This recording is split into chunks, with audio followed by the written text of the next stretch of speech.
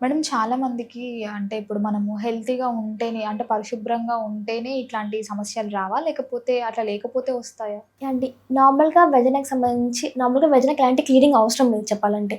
Veg అనేది self cleaning అనమాట. అదే వైట్ డిషెస్ ఎలా ఉంటుందో, ఆ వైట్ డిషెస్ ద్వారానే ఈ క్లీనింగ్ అనేది జరుగుతూ ఉంటుంది. ఆ వెజనలో గుడ్ బ్యాక్టీరియా, లాక్టోబాసిల్లస్ బ్యాక్టీరియా ఉంటుంది.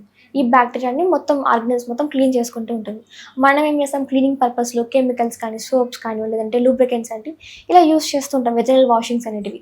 ఇలా వాష్ చేస్తున్నప్పుడు ఏమవుతుంది, ఆ వెజనల్ దగ్గర ఉన్న బ్యాక్టీరియల్ ఫుడ్ ఏదైతే ఉంటుందో గుడ్ బ్యాక్టీరియా, ఆ గుడ్ బ్యాక్టీరియా మొత్తం డెస్ట్రాయ్ అయిపోతుంది. అప్పుడేమవుతుంది అక్కడ క్రాక్స్ రావడం కానివ్వండి, లేదంటే ఇరిటేషన్‌గా రెడ్‌గా అయిపోవడం కానీ, ఇన్‌ఫ్లమేషన్స్ అనేవి స్టార్ట్ అయిపోతూ ఉంటాయి. ఇలాంటప్పుడు బయట నుంచి ఆ బ్యాక్టీరియా అనేది ఈజీగా అట్రాక్ట్ అవుతూ ఉంటాయి. ఇలా ఈజీగా బ్యాక్టీరియా ఎంటర్ అయ్యి అక్కడ ఇంకా ఇన్ఫెక్షన్స్ పెంచుతూ ఉంటాయి. సో, మనం చేసిన ప్రాబ్లమే ఇన్ఫెక్షన్స్‌కి కారణమవుతున్నాయి. దాంతో పాటుగా కూడా మెయిన్‌గా ఇన్ఫెక్షన్స్ అనేటివి సెక్షువల్లీ ట్రాన్స్‌మిటెడ్ వల్ల వస్తుంటాయి. లేదంటే సరిగ్గా హైజీనిక్ మెయింటైన్ చేయకపోవడం వల్ల, లేదంటే కెమికల్ ఇరిటెంట్స్ వల్ల, లేదంటే కాండోమ్స్‌కి ఇరిటేషన్ కానివ్వండి, లేదంటే సోప్స్‌కి కానీ ఇరిటేషన్స్ ఉన్నప్పుడు ఇలాంటి కండిషన్స్‌లో ఇన్ఫెక్షన్స్ ఈజీగా వస్తుంటాయి. సో, హైజీనిక్ అనేది ఇంపార్టెంట్ అనమాట.